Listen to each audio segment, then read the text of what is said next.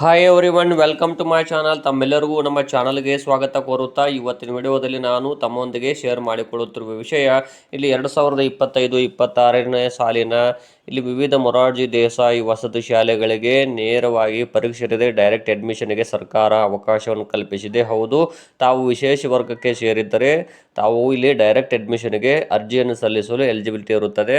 ಹಾಗಾಗಿ ಇಲ್ಲಿ ಯಾರ್ಯಾರು ವಿಶೇಷ ವರ್ಗಕ್ಕೆ ಸೇರಿದಿರಿ, ನಾವು ಈಗಾಗಲೇ ಬಹಳಷ್ಟು ವಿಡಿಯೋಗಳನ್ನು ನಮ್ಮ ಯೂಟ್ಯೂಬ್ ಚಾನಲಲ್ಲಿ ಅಪ್ಲೋಡ್ ಮಾಡಿರ್ತೇನೆ, ತಾವು ಕೂಡ ವೀಕ್ಷಿಸಬಹುದು.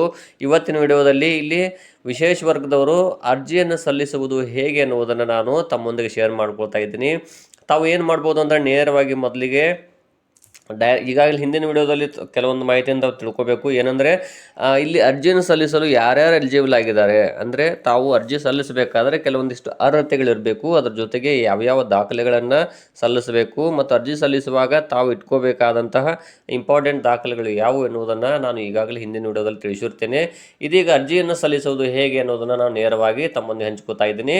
ಮೊದಲು ಆ ವಿಡಿಯೋ ನೋಡಿದವ್ರಿಗೆ ಇದು ಹೆಲ್ಪ್ ಆಗುತ್ತೆ ಅಂತ ಹೇಳ್ತಾ ಇದ್ದೀನಿ.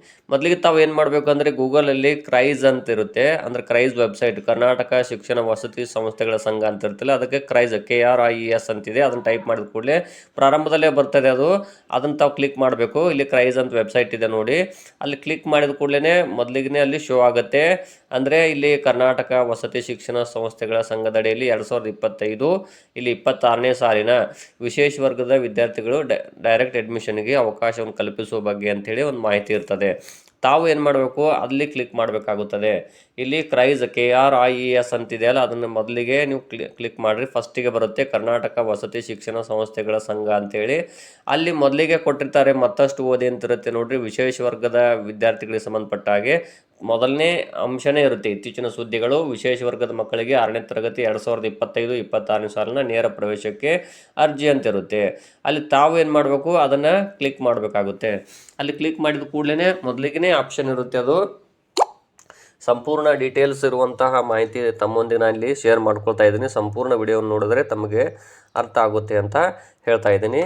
ಇಲ್ಲಿ ಈ ಅರ್ಜಿಯನ್ನು ಸಲ್ಲಿಸುವಾಗ ಮೊದಲೇ ವಿಷಯ ಸಂಪೂರ್ಣ ಕೊಟ್ಟಿದ್ದಾರೆ ಅವರು. 2025-26ನೇ ಸಾಲಿನ ವಿಶೇಷ ಪ್ರವರ್ಗಕ್ಕೆ 6ನೇ ತರಗತಿಯ ಅಭ್ಯರ್ಥಿಗಳು ನೇರ ಪ್ರವೇಶಾತಿಯನ್ನು ಪಡೆಯಲು ಇಲ್ಲಿ ಕ್ಲಿಕ್ ಮಾಡಿ ಅಂತ ಇರುತ್ತೆ.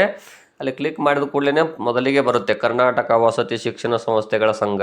ಇಲ್ಲಿ ಮೊರಾರ್ಜಿ ದೇಸಾಯಿ ಸೇರಿದಂತೆ ವಿವಿಧ ಮೊರಾರ್ಜಿ ವಸತಿ ಶಾಲೆಗಳ 6ನೇ ತರಗತಿಗೆ ನೇರ ಪ್ರವೇಶಕ್ಕೆ ಅರ್ಜಿ 2025.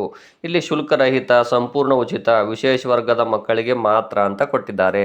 ಹಾಗಾಗಿ ಇಲ್ಲಿ ಸೂಚನೆ: ವಿಶೇಷ ವರ್ಗದ ಸೀಟನ್ನು ನೇರ ಪ್ರವೇಶಾತಿಯಿಂದ ಪಡೆದ ಅಭ್ಯರ್ಥಿಗಳು ಒಂದು ವೇಳೆ ಪ್ರವೇಶ ಪರೀಕ್ಷೆಯ ಮೂಲಕ ಸೀಟು ಹಂಚಿಕೆಯನ್ನು ಬಯಸಿದಲ್ಲಿ ಯಾವುದೇ ವಸತಿ ಶಾಲೆಯಲ್ಲಿ ದಾಖಲಾಗಿರಬಾರದು. ಅಂದರೆ ಈಗಾಗಲೇ ತಾವು ಕರ್ನಾಟಕ ಎಕ್ಸಾಮಿನೇಷನ್ ಅಥಾರಿಟಿಯವರು ಕರೆದಂಥ ಅರ್ಜಿಯನ್ನು ಸಲ್ಲಿಸಿ ಪರೀಕ್ಷೆ ಬರೆದು ಸೆಲೆಕ್ಟ್ ಅಲ್ಲಿ ಆಗಿದ್ದರೆ ಇಲ್ಲಿ ಈ ಡೈರೆಕ್ಟ್ ಅಡ್ಮಿಷನ್ಗೆ ಇಲ್ಲಿ ಅವಕಾಶ ಇರುವುದಿಲ್ಲ. ಅದ್ರ ಜೊತೆಗೆ ಈಗಾಗಲೇ ದಾಖಲಾಗಿರುವ ಅಭ್ಯರ್ಥಿಗಳಿಗೆ ಕರ್ನಾಟಕ ಪರೀಕ್ಷಾ ಪ್ರಾಧಿಕಾರದ ಮೂಲಕ ಸೀಟನ್ನು ಮರು ಹಂಚಿಕೆ ಮಾಡಲಾಗುವುದಿಲ್ಲ.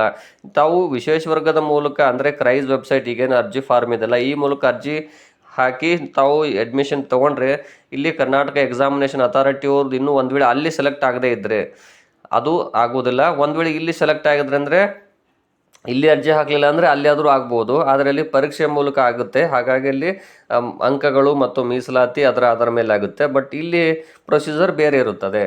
ಏನು ಹೇಳಿದ್ದಾರೆ ಅವರು ಸೂಚನೆ ತಾವು ಇನ್ನೊಮ್ಮೆ ಓದ್ಕೋಬೇಕು. ವಿಶೇಷ ವರ್ಗದ ಸೀಟನ್ನು ನೇರ ಪ್ರವೇಶಾತಿಯಿಂದ ಪಡೆದ ಅಭ್ಯರ್ಥಿಗಳು ಒಂದು ವೇಳೆ ಪ್ರವೇಶ ಪರೀಕ್ಷೆಯ ಮೂಲಕ ಸೀಟು ಹಂಚಿಕೆಯನ್ನು ಬಯಸಿದ್ದಲ್ಲಿ ಇನ್ನೂ 2, 3, 4ನೇ ಲಿಸ್ಟ್ವರೆಗೂ ಕೂಡ ಲಿಸ್ಟ್ ಬಿಡ್ತಾರೆ. ಒಂದು ವೇಳೆ ತಾವು ಇಲ್ಲಿ ಅರ್ಜಿ ಹಾಕೋದು ಬೇಡ, ಡೈರೆಕ್ಟ್ ಎಕ್ಸಾಮ್ ಮೂಲಕನೇ ನಾನು ಪಡ್ಕೋತೀನಿ ಸೀಟು ಅನ್ನೋಂಗಿದ್ರೆ ಇಲ್ಲಿ ಅರ್ಜಿಯನ್ನು ತಾವು ಸಲ್ಲಿಸಬಾರ್ದು. ಒಂದು ವೇಳೆ ಇಲ್ಲೇ ನೀವು ಅರ್ಜಿ ಹಾಕಿ ಸೀಟು ಪಡ್ಕೊಂಡ್ರೆ ಅಲ್ಲಿ ನಿಮ್ಮದು ಅರ್ಜಿ ಕ್ಯಾನ್ಸಲ್ ಆಗುತ್ತೆ. ಇನ್ನು ಇಲ್ಲಿ ಯಾವ ರೀತಿ ಅರ್ಜಿ ಸಲ್ಲಿಸಬೇಕು ನೋಡೋಣ. SITS ನಂಬರನ್ನು ಹಾಕಿ ಇಲ್ಲಿ ಸರ್ಚ್ ಮಾಡಬೇಕು. SITS ನಂಬರನ್ನ ತಾವು ಕಲಿತಿರುವ 5ನೇ ತರಗತಿ ಏನು ಕಲಿತಾ ಇದ್ರಿ ಆ ಶಾಲೆಯವ್ರು ಕೊಡ್ತಾರೆ, ಅದನ್ನು ತಾವು ಇಟ್ಕೊಂಡಿರ್ತೀರಿ ಅನ್ಕೊಂಡಿದ್ದೀನಿ.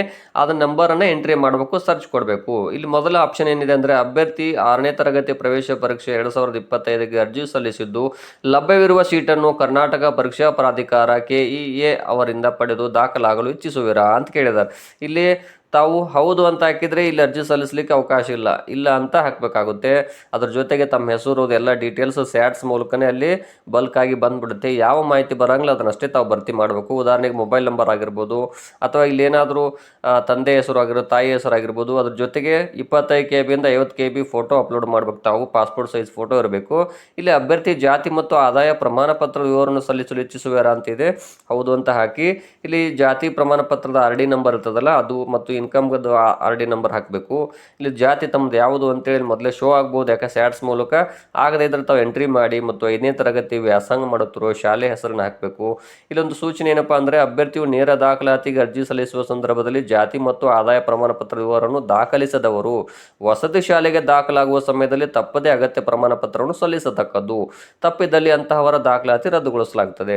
ಇಲ್ಲಿ ಅರ್ಜಿ ಸಲ್ಲಿಸುವಾಗ ತಾವು ಇನ್ಕಮ್ ಕಾಸ್ಟ್ ನಂಬರ್ನ ಹಾಕೋದು ಬೆಸ್ಟು. ಯಾಕಂದರೆ ಅಲ್ಲಿ ಬಹಳಷ್ಟು ಜನರು ಇಲ್ಲಿ ನೀಟಾಗಿ ಅರ್ಜಿಯನ್ನು ಸಲ್ಲಿಸಿರ್ತಾರೆ, ಹಾಗಾಗಿ ತಾವು ಕೂಡ ಸಲ್ಲಿಸಬೇಕು. ಸಲ್ಲಿಸದೇ ಇದ್ದರೆ ಡೈರೆಕ್ಟ್ ಅಡ್ಮಿಷನ್ ಎಲ್ಲಾದರೂ ಕೊಡ್ಬೋದು ಅಂತ ಹೇಳಿದ್ದಾರೆ. ಇನ್ನು ಅಭ್ಯರ್ಥಿ ವಿಶೇಷ ವರ್ಗವನ್ನು ಆಯ್ಕೆ ಮಾಡಿ ಅಂತ ಹೇಳಿದ್ದಾರೆ. ಇಲ್ಲಿ ಸರ್ಕಾರಿ ಆದೇಶಕ್ಕಾಗಿ ಕ್ಲಿಕ್ ಮಾಡಿ, ಅಂದರೆ ಯಾರ್ಯಾರು ವಿಶೇಷ ವರ್ಗಕ್ಕೆ ಬರ್ತಾರೆ ಅನ್ನೋದಕ್ಕೆ ಇಲ್ಲಿ ಒಂದು ಆದೇಶ ಇದೆ, ಅದನ್ನು ಕ್ಲಿಕ್ ಮಾಡ್ಬೋದು.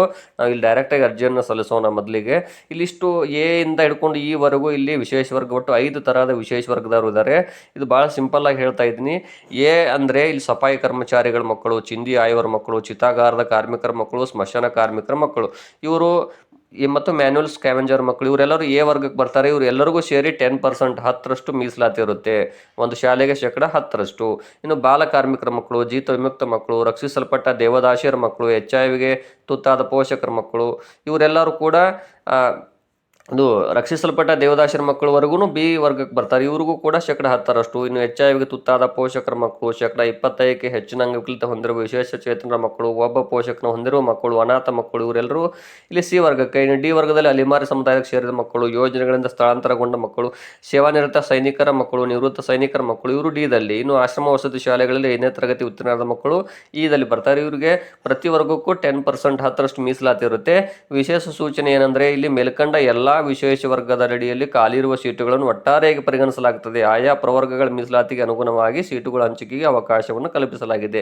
ಇಲ್ಲಿ ಮತ್ತೆ ಕಾಸ್ಟ್ ವೈಸ್ ಕೂಡ ಡಿವೈಡ್ ಆಗ್ತದೆ. ಅಂದರೆ ಸರ್ಕಾರ ಏನು ಮೀಸಲಾತಿ ಇದೆಯಲ್ಲ, ಪ್ರವರ್ಗ 1, 2A 2B ಆಗಿರ್ಬೋದು, 3A 3B ಮತ್ತು ಪರಿಶಿಷ್ಟ ಜಾತಿ, ಪರಿಶಿಷ್ಟ ಪಂಗಡ, ಇವರೆಲ್ಲರಿಗೂ ಇದೇ ಕಾಸ್ಟ್ ಮೀಸಲಾತಿ ಅಡಿಯಲ್ಲಿನೇ ವಿಶೇಷ ವರ್ಗವನ್ನು ಆಯ್ಕೆ ಮಾಡಲಾಗುತ್ತದೆ ಆಯಾ ವಸತಿ ಶಾಲೆಗಳಿಗೆ. ಇನ್ನು ಅಭ್ಯರ್ಥಿ ವಿಶೇಷ ವರ್ಗದ ಅಡಿಯಲ್ಲಿ ವ್ಯಾಸಂಗ ಮಾಡಲು ಇಚ್ಛಿಸುವ ಜಿಲ್ಲೆ, ತಾಲೂಕು ಮತ್ತು ವಸತಿ ಶಾಲೆಯಲ್ಲಿ ಲಭ್ಯವಿರುವ ಖಾಲಿ ಸ್ಥಾನಗಳನ್ನು ಆಯ್ಕೆ ಮಾಡಿಕೊಂಡು ಅದರ ಅನುಗುಣವಾಗಿ ಪ್ರವೇಶಾತಿಗೆ ದಾಖಲಾತಿ ಪತ್ರವನ್ನು ಪಡಿಬೇಕು. ಇಲ್ಲಿ ಮೊದಲು ಜಿಲ್ಲೆ ಆಯ್ಕೆ ಮಾಡ್ಕೊಂಡು ನಿಮ್ಮ ಜಿಲ್ಲೆ ಮತ್ತು ಸ್ವಂತ ತಾಲೂಕು ಆಯ್ಕೆ ಮಾಡಿ, ಇಲ್ಲಿ ಆ ತಾಲೂಕಲ್ಲಿ ಎಷ್ಟು ಶಾಲೆಗಳದ ತೋರಿಸುತ್ತೆ, ಅಲ್ಲಿ ಸೀಟುಗಳು ಲಭ್ಯವಿದ್ದಲ್ಲಿ ತಾವು ಅದನ್ನೇ ಮಾಡಿ ಆ ಶಾಲೆಯನ್ನು ಕ್ಲಿಕ್ ಮಾಡಿಕೊಂಡು ತಮಗೆ ಹತ್ತಿರದ ಶಾಲೆಯನ್ನು ತೆಗೆದುಕೊಳ್ಳಿ ಆದಷ್ಟು. ಒಂದು ವೇಳೆ ನಿಮ್ಮ ತಾಲೂಕಲ್ಲಿಲ್ಲ ಅಂದರೆ ಔಟ್ ಆಫ್ ತಾಲೂಕಲ್ಲಾದರೂ ಇದ್ದರೆ ಚೆಕ್ ಮಾಡಿ ಮತ್ತು ಸಬ್ಮಿಟ್ ಕೊಡಬೇಕು. ಇಲ್ಲಿ ಸೂಚನೆಗಳು: ವಿಶೇಷ ವರ್ಗದ ಮಕ್ಕಳಿಗೆ ಆಯೋಜಿಸಿರುವ 6ನೇ ತರಗತಿಗೆ ನೇರ ಪ್ರವೇಶಾತಿಯು ಸಂಪೂರ್ಣ ಉಚಿತವಾಗಿರುತ್ತದೆ. ಪೋಷಕರು ಯಾವುದೇ ರೀತಿಯ ಶುಲ್ಕ ಭರಿಸುವಂತಿಲ್ಲ. ಯಾವುದೇ ಮೂಲ ದಾಖಲೆಗಳು ಲಭ್ಯವಿಲ್ಲದಿದ್ದಲ್ಲಿ ಅಭ್ಯರ್ಥಿಯು ಸಲ್ಲಿಸಬೇಕಾದ ಸ್ವಯಂ ಘೋಷಣೆ ನಮೂನೆ ಡೌನ್ಲೋಡ್ ಲಿಂಕ್ ಅಂತ ಇರುತ್ತೆ, ಅದನ್ನ ಲಿಂಕ್ ಡೌನ್ಲೋಡ್ ಮಾಡ್ಕೋಬಹುದು. ಅದನ್ನ ಏನು ಮಾಡ್ಬೋದು, ಫಾರ್ಮ್ ಎಲ್ಲ ಭರ್ತಿ ಮಾಡಿ, ನಾನು ಈಗಾಗಲೇ ಹಿಂದಿನ ವಿಡಿಯೋಗಳು ತಿಳಿಸಿರ್ತೇನೆ ಸ್ವಯಂ ಘೋಷಣೆ ನಮೂನೆ ಯಾವ ರೀತಿ ಭರ್ತಿ ಮಾಡಬೇಕು ಮತ್ತು ಯಾರಿಂದ ಸೈನ್ ಮಾಡಿಸ್ಬೇಕು ಅಂದರೆ ಹೇಳಿದ್ದೀನಿ. ಅಂದರೆ ಇಲ್ಲಿ ತಮಗೆ ಹತ್ತಿರ ಇರುವ ಯಾವುದಾದ್ರೂ ಅಧಿಕಾರಿಗಳು ಅಂತ ಸರ್ಕಾರಿ ಅಧಿಕಾರಿ, ಅದು ಗ್ರೂಪ್ B ಆದರೂ ಆಗಿರ್ಬೋದು, ಗ್ರೂಪ್ A ಆದರೂ ಆಗಿರ್ಬೋದು, ಅವರಿಂದ ಅದನ್ನು ತುಂಬಿಸಿ ತಾವೆಲ್ಲ ಡಾಕ್ಯುಮೆಂಟ್ಸ್ ಒಯ್ದು ತುಂಬಿಸಿ ಭರ್ತಿ ಮಾಡಿ ಅದಕ್ಕೆ ಅವ್ರ ಕಡೆಯಿಂದ ಸೈನ್ ಮಾಡಿಸಿ ಸೀಲ್ ಹಾಕಿಸ್ಬೇಕು. ಮತ್ತು ಅಭ್ಯರ್ಥಿಯು ಎಲ್ಲ ಪೂರಕ ಮೂಲ ದಾಖಲೆಗಳನ್ನು ಹೊಂದಿರುವವರು ಪ್ರವೇಶಾತಿ ಸಮಯದಲ್ಲಿ ತಪ್ಪದೇ ವಸತಿ ಶಾಲೆಯ ಪ್ರಾಂಶುಪಾಲರಿಗೆ ಸಲ್ಲಿಸತಕ್ಕದ್ದು. ಆದಷ್ಟು ಬೇಗನೆ ಸಮಯ ವೇಸ್ಟ್ ಮಾಡಬೇಡಿ. ಸಾಕಷ್ಟು ಜನ ಅರ್ಜಿ ಸಲ್ಲಿಸ್ತಾರೆ, ಅದು ನಿನ್ನೆ ರಾತ್ರಿ ಅರ್ಜಿ ಕರೆದಿರ್ತಾರೆ, ಹಾಗಾಗಿ ತಡ ಮಾಡಬೇಡಿ. ಇವತ್ತಿನಿಂದಲೇ ಅರ್ಜಿಯನ್ನು ಸಲ್ಲಿಸಿ. ಈ ಎಲ್ಲ ಮಾಹಿತಿಯನ್ನು ತಮಗೆ ಸಂಪೂರ್ಣವಾಗಿ ನಾನು ತಿಳಿಸಿರ್ತೀನಿ. ತಾವು ಇಲ್ಲಿ ಮೊಬೈಲಲ್ಲಿ ಸಲ್ಲಿಸ್ಬೋದು, ಆದರೆ ಕೆಲವೊಂದಿಷ್ಟು ಮಾಹಿತಿ ಓಪನ್ ಆಗೋದಿಲ್ಲ. ತಾವು ಕಂಪ್ಯೂಟರ್ ನೆಟ್ ಸೆಂಟ್ರಿಗೆ ಆದರೂ ಹೋಗಿ, ಇಲ್ಲ ತಮ್ಮದು ಕಂಪ್ಯೂಟರ್ ಇದೆಯಪ್ಪ ಮನೇಲಿ ಅಂದರೆ ಕಂಪ್ಯೂಟರಲ್ಲಿ ಸಲ್ಲಿಸಬಹುದು. ಇಲ್ಲಿ ಮೊದಲು ಫೋಟೋ ಒಂದು ಇಂಪಾರ್ಟೆಂಟ್ ಅಪ್ಲೋಡ್ ಮಾಡಬೇಕಾಗಿರ್ತದೆ. ಇಲ್ಲಿ RD ನಂಬರ್ನ ಎಂಟ್ರಿ ಮಾಡಬೇಕು, ಸ್ಯಾಟ್ಸ್ ನಂಬರ್ ಇದ್ದರೆ ಸಾಕು ಅಂತ ಹೇಳ್ತಾ ಇದ್ದಾನೆ.